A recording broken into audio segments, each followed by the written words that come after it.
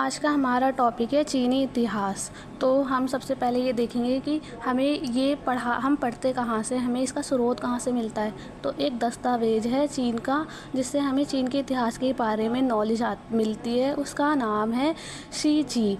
ये एक इम्पोर्टेंट दस्तावेज है, आज भी इसे पढ़ा जाता है। और ये जो चीनी इतिहास है, ये बहुत इम्पोर्टेंट टॉपिक है, एग्ज़ाम में कई बार पूछा जाता है। तो चलो स्टार्ट करते हैं। सबसे इम्पोर्टेंट जो इतिहासकार हैं वो हैं समा चीन।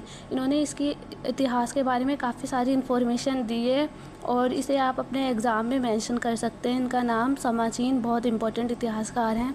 तो सबसे पहले हम देखते हैं कि एक इतिहासकार हैं W.D. बेरी। इन्होंने बताया कि चीन का इतिहास कैसा था। इन्होंने कहा है कि चीन का इतिहास इस परंपरा के बारे में ये किसी भी समाज के इतिहास का संपूर्ण तथा अटूट दस्तावेज प्रस्तुत करता है। ऐसे ही दूसरे इतिहासकार हैं, उनका नाम है चार्ल्स। ये भी इसके बारे में बताते हैं कि किसी भी अन्य प्राचीन देश के पास अपने संपूर्ण इतिहास का इतना सटीक, इतना विशाल दस्तावेज नहीं है जितना कि इतिहास चीन के पास है। और ये भी बताते हैं कि ये बहुत निकटता से चीन के नीति शास्त्र और शासन और कला से जुड़ा हुआ है। मतलब इस इतिहास में जो उन्होंने ये दस्तावेज है, उसमें इतनी सारी चीज़ों का मेंशन किया गया है। जैसे शासन कैसा था वहाँ का, ये भी बताया गया है। वहाँ की कला कैसी थी, वहाँ का साहित्य कैसा था, साहित्य में क्या क्या चीज़ें लिखी जाती थी, वो सब इसमें मेंशन की गई है। और बताते हैं कि साहित्यिक परंपरा में इतिहास लेखन के महान दस्तावेज भी व्यापक रूप से पढ़े जाते थे। मतलब वहाँ पे साहित्यिक बहुत बड़े पैमाने पे पढ़ा जाता था। अगर हम इनकी विशेषताओं की बात करें तो पहली विशेषता ये थी कि आधिकारिक इतिहास लेखन था। वहाँ पे कुछ ऐसे इतिहासकार थे जिन्हें सरकार द्वारा नियुक्त किया जाता था। और जो सरकार द्वारा नियुक्त किए गए इतिहासकार हैं, तो आपको पता होगा कि वे सरकार की ही ज़्यादा से ज़्यादा बढ़ाई करेंगे। उनके जो शासन है उसे वैध मानेंगे, जनता को ये बताएंगे कि वो शासन सही तरीके से कर रहे हैं।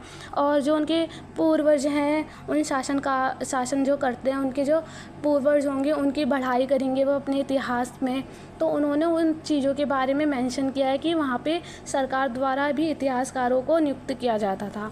ऐसे ही दूसरा जो था वो था सार्वभौमिक। मतलब वो बहुत ये विशेषता यह है कि सार्वभौमिक काफ़ी बड़े पैमाने पे वो इतिहास लिखते थे।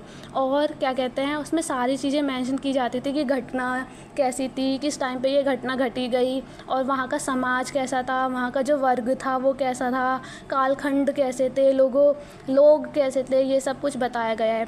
ऐसे तीसरी विशेषता यह है कि काल आधारित था। ये जो भी इतिहास लिखा गया उस टाइम पर चीन का, वो सारा समय के अकॉर्डिंग लिखा गया। उन पे सारी घटनाएं मेंशन की गई थी, सारा टाइम पीरियड मेंशन किया गया था।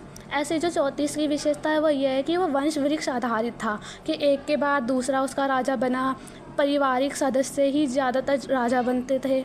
तो आप ये अगर अपने एग्ज़ाम में अच्छे से मेंशन कर दोगे तो आपका पेपर काफ़ी अच्छा जाएगा और आपको, मुझे लगता है, 20 में से 20 मार्क्स मिल जाएंगे। लास्ट में मैं आपको लिखा हुआ मेंशन कर रही हूँ, आप एक बार खुद वीडियो को रोक के रीड कर लें। बस आपको यही एग्ज़ाम में लिखना है। आप थोड़ा बढ़ा चढ़ा के भी लिख सकते हैं, लेकिन आपको हेडिंग यही डालनी है और 2-4 राइटरों के नाम भी आप याद कर लें। आपका पेपर बहुत अच्छा जाएगा।